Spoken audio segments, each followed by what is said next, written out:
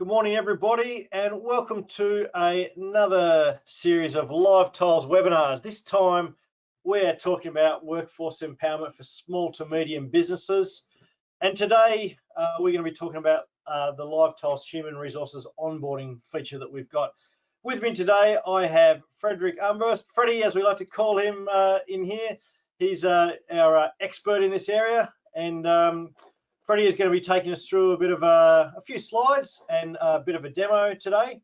Now, we do have a few little issues with Freddie's internet today. He's got a little bit of a dodgy connection, so I just thought I'd like to put his pretty little face up on the screen here to start with, and then we'll let him drop off so that we're concentrating on getting the audio, don't have an interrupted connection. It was nice to see you, mate. Nice to see you. Now, Freddie, we've got you here as our strategic account manager. Do you want to tell everybody a little bit about what you actually do with us at LiveTiles? Yeah, so in my role, I actually call my title more an innovation strategist. So what I do is really help organizations, small and mid-market, head to larger organizations, really help them transform the way that they are interacting with their employees, with their customers, and leveraging the technology of LiveTiles. So as I always say, don't use technology as a goal, but as a mean, and really drive have business outcome there. So that's my main goal and what I do with my role. Good stuff. All right, I'll tell everybody a little bit about us. So this is us. We're a global company specializing in employee collaboration and communication software and services and AI for the workplace. And we are all around the globe. So we've got a lot of great, very experienced people working in a whole bunch of different offices, and many of us, as we are today, working from home as well. So let's get into this. I'll switch it over to Freddie to present to you. He can tell you a little bit about LiveTiles HR onboarding. Okay, do I already start showing my screen now, or? Yeah. Oh, sorry, mate, I've gone a little bit early. I apologise for that. I'll take back control. I forgot, we've got a few slides. This is the first time that Freddie and I have worked together, so we're just filling each other out here. So, sorry, Freddie, tell us a little bit of background here, mate. Yeah, no worries, no worries. I mean, that's what tech does every now and then to you. But yeah, no. So I think I actually presented this slide almost a year ago, so pre-COVID time frame, and it's interesting how these insights have become even more relating to the current environment of what's happening in the workplace, and it's a lot of the data there, but there's very relevant data, especially now with people being onboarded online, so to speak, and not in person. I know there's a few countries or states around the world where you can meet in person, but it's a very important and crucial thing to make sure that your onboarding and your turnover, your engagement with your employees is set up correctly. And it doesn't mean always you leverage technology, but technology can really help you. And if you think about with that turnover, at 20% of the people, for example, leave in the first 45 days because they're not satisfied, they might not be connected to the organization. So it's really an important one, that how do I really engage with my employees, with my colleagues, not only throughout the onboarding, but throughout the whole, I would say, employee life cycle, so to speak. And if you think about, for example, we're going back more into the onboarding, if you look into the lower right corner there, the 56%, and new hires are looking for somebody like a buddy or a mentor. Well, how are you going to do that nowadays? How are you going to make sure that they are connected with the right people? Well, what if you can have like a virtual buddy, or a buddy that is connected through your a social interest, for example. So if for example, I'm Dutch, I'm interested into soccer. What if I can find somebody easier in my organization that is also Dutch and also into soccer? That is that simple kind of social connection that you could have. But on the other hand, when I'm onboarding, you also need to look into, like, how do I onboard people faster? How they are becoming more productive, or faster in a productive manner, so to speak. So what if you can be very specific in their training and not bombard them with, oh, you need to do all these trainings, but really have make sure that they're following the right steps and provide the skill sets they need. And as well, for example, policies and procedures, how to better guide them through those kind of processes. So, and if you then all look into the top right corner, the actual, if somebody would leave, that's the average is like 100 to 300% of the organizational cost. So that could be, if you think about a small organization, could have a tremendous impact on cost savings there. So let me go to the next slide if that's possible. So just to give you some more insights on what if you would have all these things in place. So if you think about taking a sip of water here,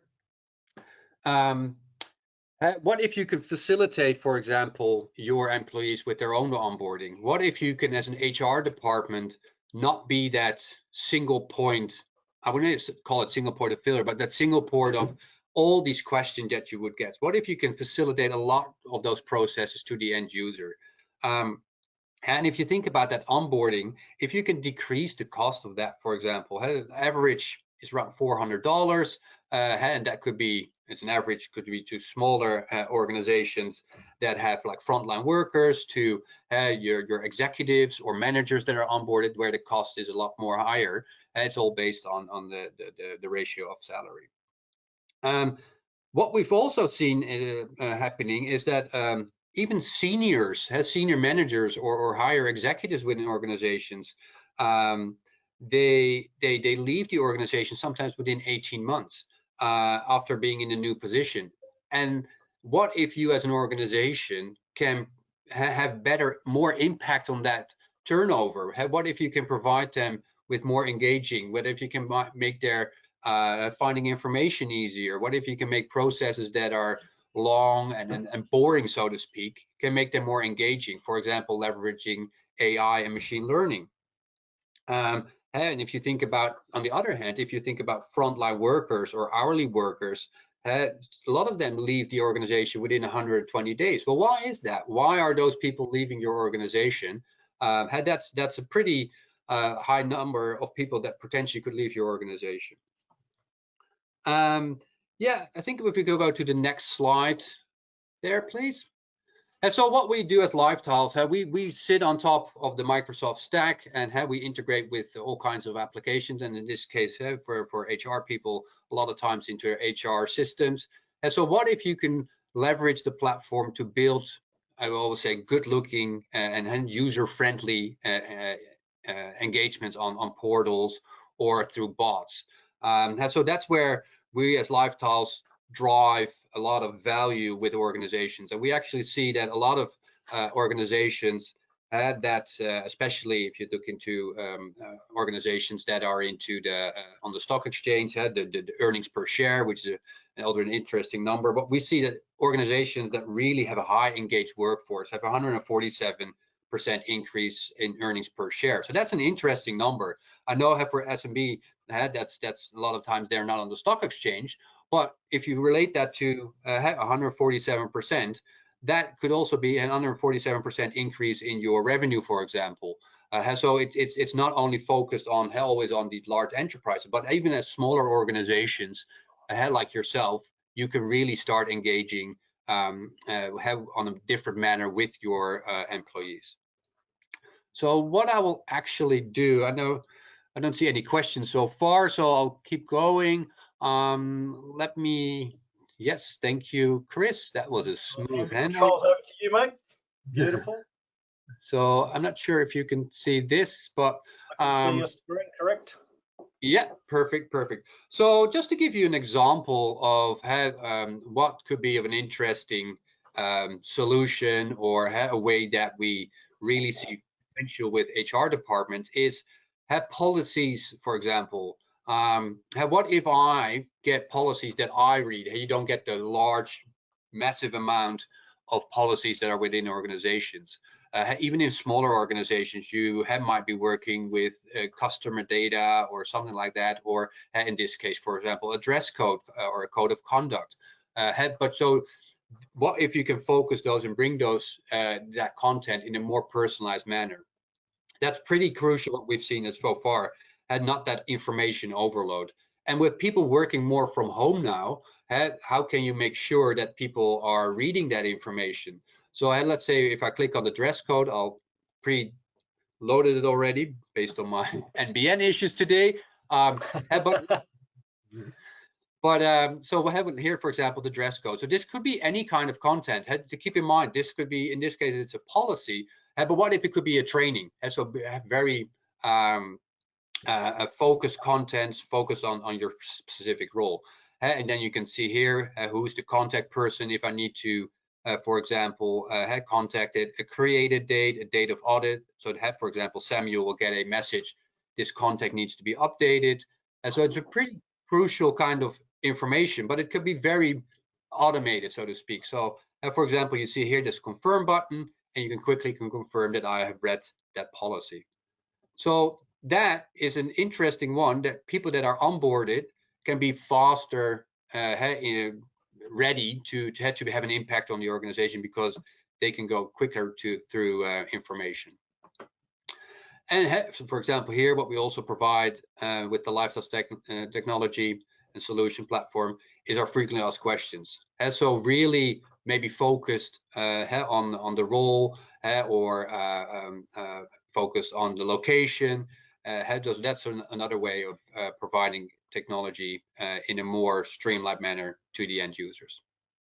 Hey, Freddie, can I ask you, mate, very quickly, you were talking earlier about your love of soccer and how, you know, this type of technology can assist people to find like-minded people throughout the company. I noticed there on the page here you've got a couple of departmental staff showing, but does this technology facilitate that discoverability of people via, you know, the employee profiles there? Yes, it actually can. So just a good bridge question, by the way, Chris. Thank you. So if you think about what we also have, it's here integrated into our bar on the left, but this could also be just on your SharePoint page. And so if you can then click here, you get your people directory. And if I click, for example, on Evelyn,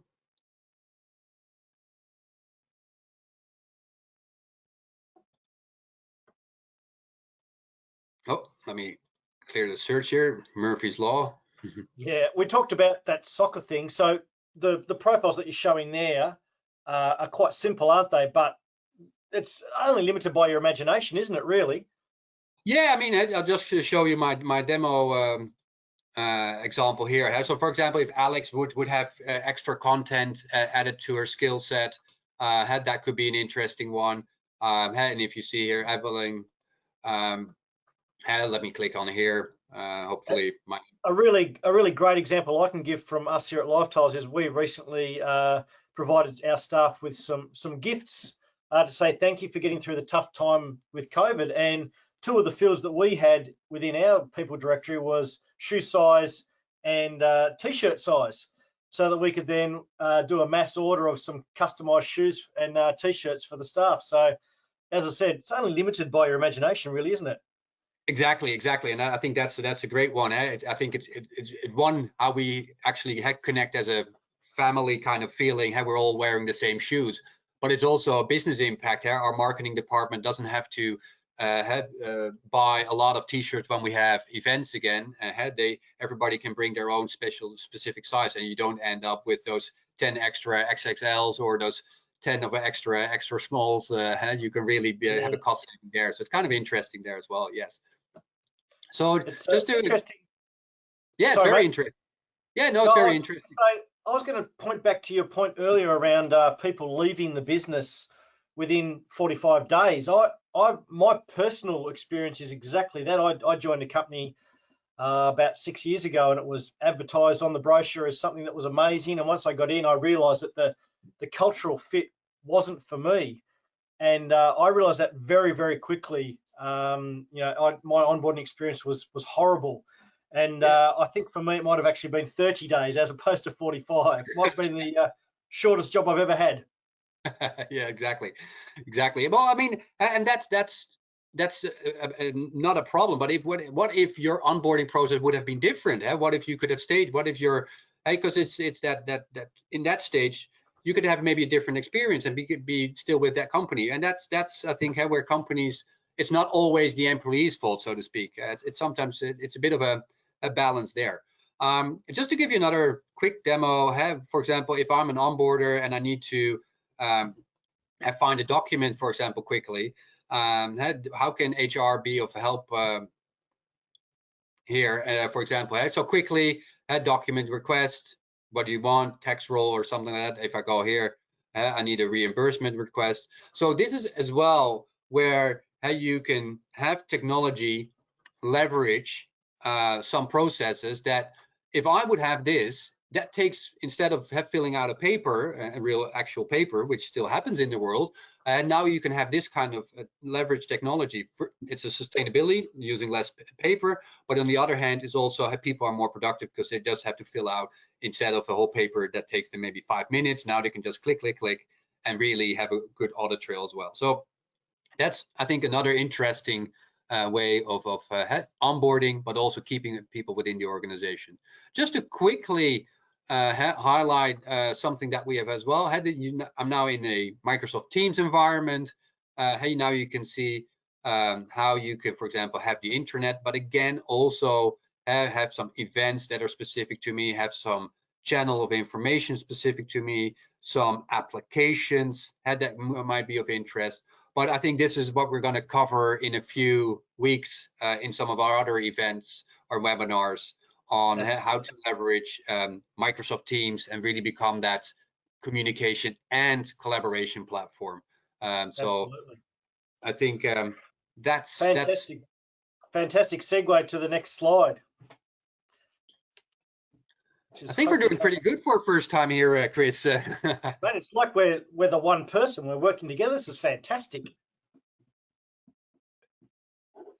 So this is the overall LiveTiles Intelligent Workplace, which we're going to touch on in the coming weeks. Next week, Freddie alluded to it then, that the whole Microsoft Teams thing is sweeping the globe. Whether you're a large or a small organization, it seems like Teams is pretty much everywhere with its, I think it's 75 million daily users. And so we obviously are in partnership with Microsoft with a few things. And so we're going to take you through next week and talk about how Microsoft Teams, talk about whether that can be your small business intranet, which might be a funny thing to say when we're an intranet company that builds these and we're talking about an alternative. But as Freddie quickly showed you then, we are doing some great things in terms of augmenting what is already a fantastic product with some of our other little pieces of tech. And on the screen there, you can see some of our new graphics we've been working on lately, showcasing some of our products, how they've been given a bit of a new lease of life. Are you still on there, Freddie, or did we lose you for a second with your intranet? No, I'm still here. No, I'm still here. And I think one of the other webinars that is coming out, you mentioned the Teams one, but I think the LiveTiles Reach is an interesting one, especially for organizations that have frontline workers or people that are not 24/7 behind their laptops like we are, but really leverage technology that's only available on not only, but is available on a mobile phone, has a really like a smartphone. And maybe think of people that are in the field. If you are a smaller plumber or a Sparky and you have a few team members or colleagues, how can you engage with them? Or if you're a small retailer with a few shops, how can you really start communicating with those people in a more streamlined manner, especially with the COVID-19 here in Australia, for example? How can you make them aware of all the regulations on the COVID safe? How can you make your store more COVID safe? So really have fast communication there. So I think that that is a very interesting webinar as well to follow. So I think that one also, mate, is of interest to the smaller business, which may not have, the full Microsoft licensing all set up. Whereas that's another bit of a different option, isn't it? It is. And that's, I think, why it's for small mid-market and larger organization. It's a very interesting one. We just had a very interesting company in the United States that has a lot of stores around the globe. Actually, they were struggling to communicate with their store employees. But that's a large organization. But the same could be applied for smaller organizations there. So it's a very interesting one that I think could be very impactful for any vertical. That's our very quick and simple way of saying stick with us for the coming weeks as we roll out this 4-part series for small to medium businesses.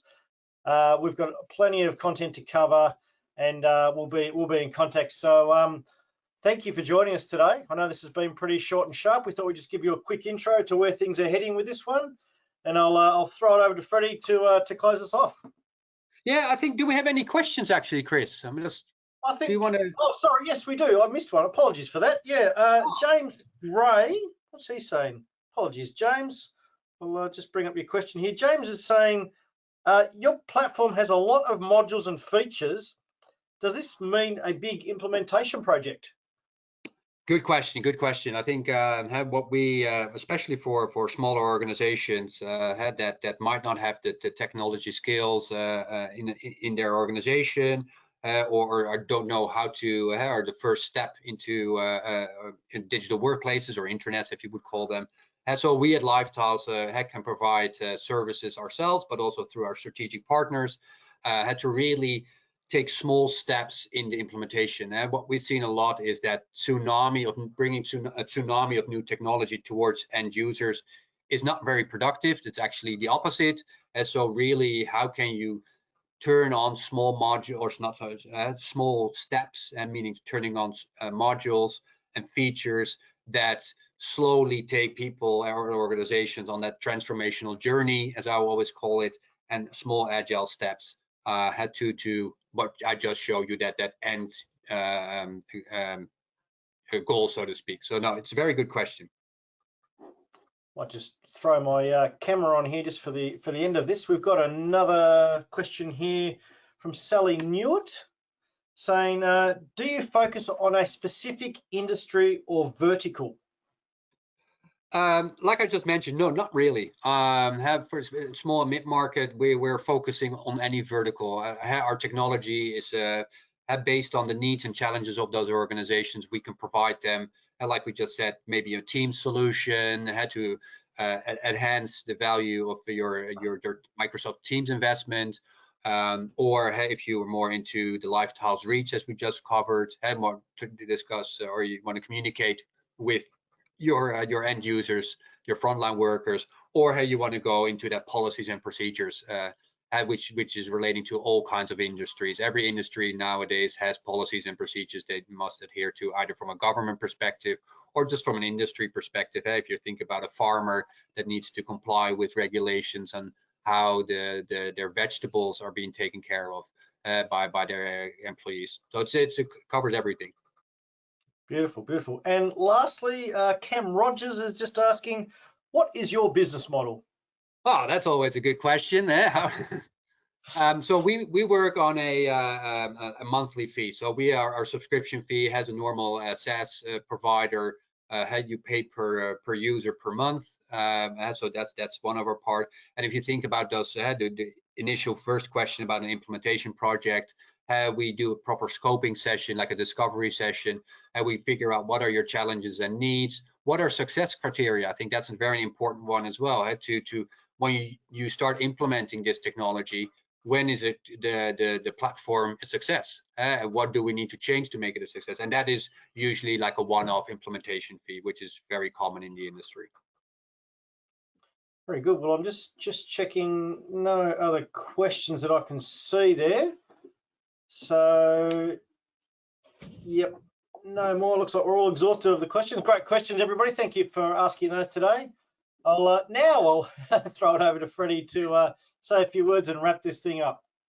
Yeah, I think it was, thanks everybody for attending, and thank you for being part of this first webinar specific for SMB. We hope to see you soon in the next 3 to 4 new ones that are coming out, and we're looking forward to your feedback. Like I said, we have a lot to help you with, and especially in these COVID-19 times. So please reach out through my email address here on the screen if you have any questions, or go to our website and fill out the form there, have a look around, and hope to speak to you soon, and hope to see you soon in the next webinar. I think it's next week, if I'm correct, Chris. Absolutely. Same time, same place next week. We'll catch you then. Thanks for joining us. Have a good day. Bye-bye.